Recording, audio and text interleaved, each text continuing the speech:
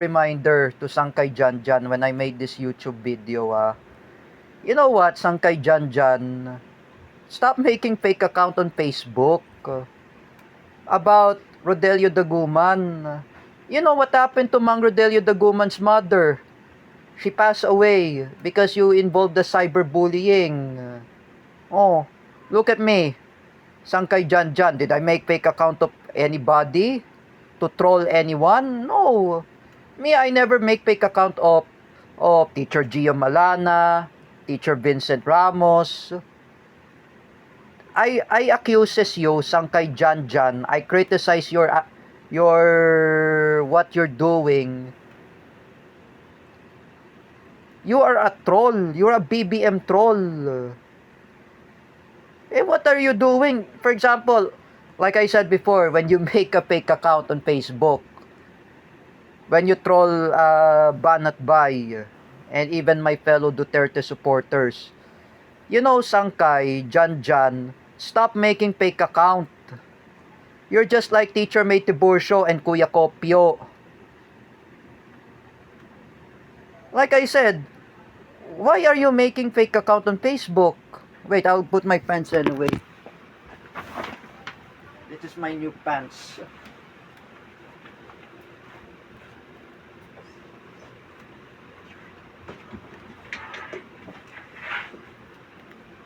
Okay, here we go.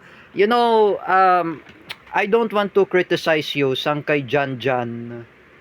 You need to stop making a fake account on Facebook. For example, like me, or what I did to Teacher Gio Malana last 2 years ago in Facebook. This is my fault. I made the fake account on Facebook, even Teacher Vincent Ramos. And not even that, last 2021 during pandemic, what I realized what happened to Teacher Kel, her boyfriend Eskel Penumbra. I'm the one who made fake account. Remember, Sangkay Janjan, ha? Stop making fake account of Rodelio Daguman. Ninang Bebe says to you, or Marisol Gabag says, who's the real account of Rodelio Daguman? Which is the real account? Like I said, who's the real account? Nobody. You know, Roylan was right. It has to stop making fake account. Like me, when I was told by Roylan Marlang, even Kaawali Coronel, at the time, wag kayo gagawa ng fake account sa Facebook. That's what they said to me. You know, fake account on Facebook, Sangkay Janjan, it is a cybercrime. When I explained to my mom, who's the real account of David Gill's mom, Mrs. Annie Gill? Sangkay Janjan. Do you think you blame my friends, even Roylan, even Tera Francisco, Kuya Don Mardayo, and Cedric Mariano? They're not involved. You're the one who make fake accounts, Sangkay Janjan. You're just like John Dan Ramirez. You remember John Dan Ramirez who made the fake account, Rocky Tulog? That's a fake account. And it's not Teacher Gio Malana. I know, I just want to apologize to everyone. I know I'm a former Marcos loyalist troll.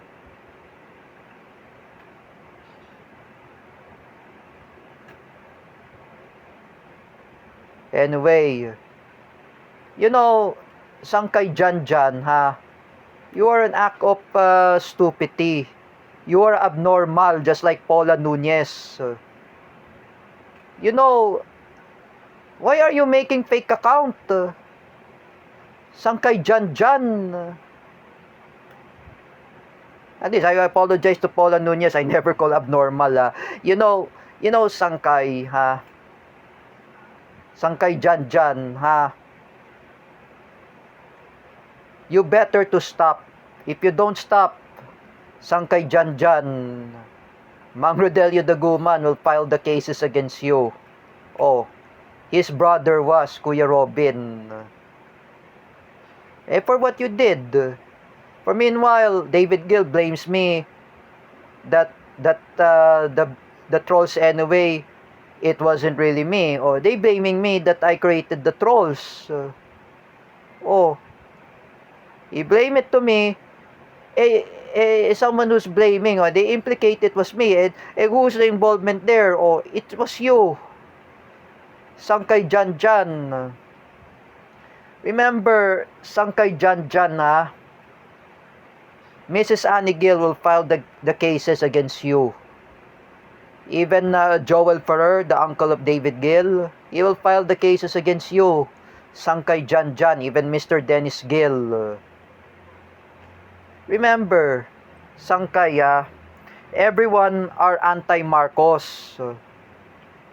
When I was told by Denzel Joshua, people there are anti-Marcos. They have their own freedom of expression. As I promised to Kuya Bear, I will never make fake account on Facebook. Oh, I never. You have to stop this, Sangkay Jan Jan.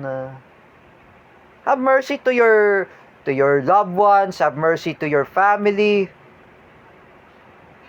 Oh, even you, Teacher May Tiburcio and Kuya Kopio, both of you, have mercy to your family. Oh, when I reprimand Mommy Ellen Olea, I told her, do not idolize Marcos. Oh, at least Mommy Ellen Olea regretted what really happened about the EDSA People Power in 1986. Oh, when the oust of Marcoses. And she realized she's no longer to be Marcos loyalist. Oh, yo, Sangkay Jan Jan, Kuya Kopio, Teacher May Tiburcio, those three idiots, stop making those nonsense. You know, Teacher May Tiburcio, you're the one who attacked Joseph Maspinas. Now, Teacher Marisa unfriended you in Facebook. That's the reason. Yo, Kuya Kopio, people there, they don't really like you. People there are anti-Marcos. They don't deserve to like you. Oh. Yo, Sangkay Jan Jan. People, they don't deserve you. Kasalanan mo yan, Sangkay. I know you're brainwashing Cedric Mariano to manipulate him by Rodelio. Rodelio did not accuse Cedric Mariano. Oh, Mang Rodelio, the Guman, is taking care of his mother.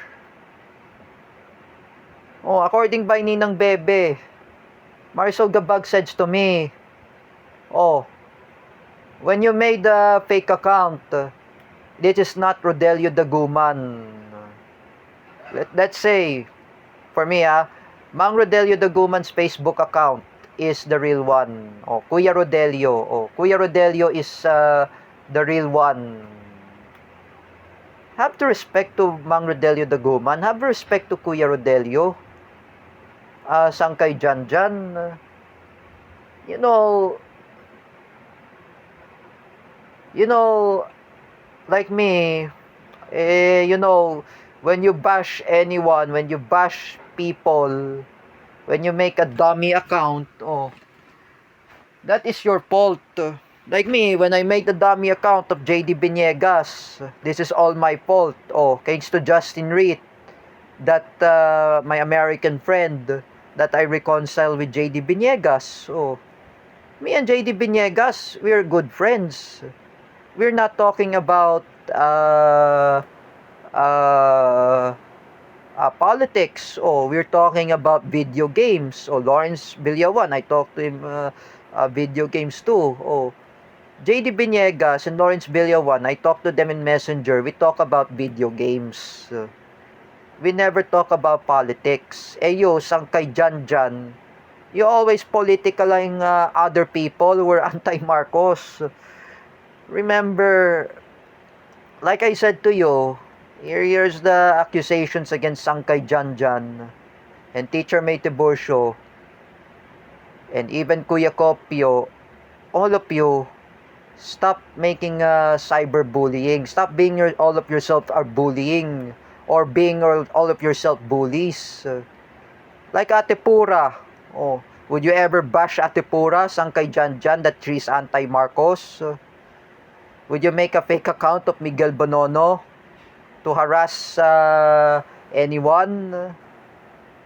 Oh, don't you dare to make fake account of Miguel Bonono, Sangkay Janjan. If if if Ate Pura knows this, pag nalaman to ni Ate Pura, if Ate Pura says, who is the real account of Miguel Bonono? Oh, one Miguel Bonono. That's a fake one.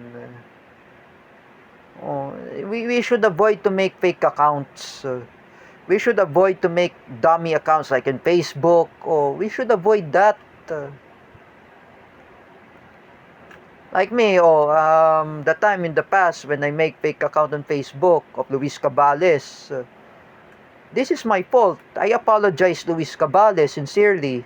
When I talked in a messenger with Luis Cabales last 2022, before I've been 3 years in hiatus, I say to Luis Cabales, I apologize to him that I will never make fake account on Facebook.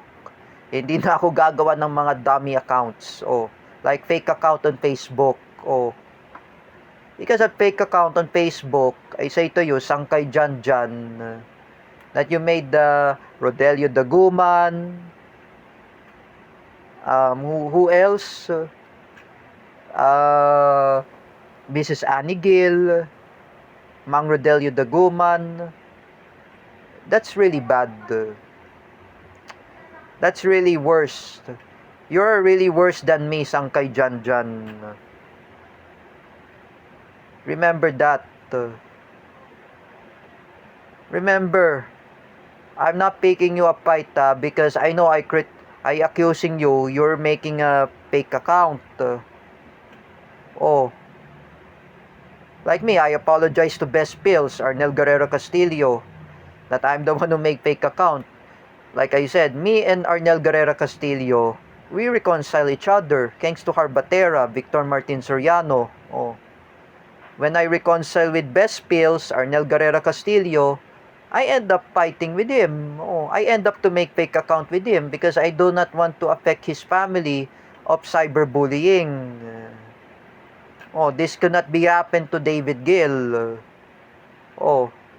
Remember that, Sangkay. You will affected yourself. You will be reflect yourself. Remember, fake account on Facebook is really a cybercrime.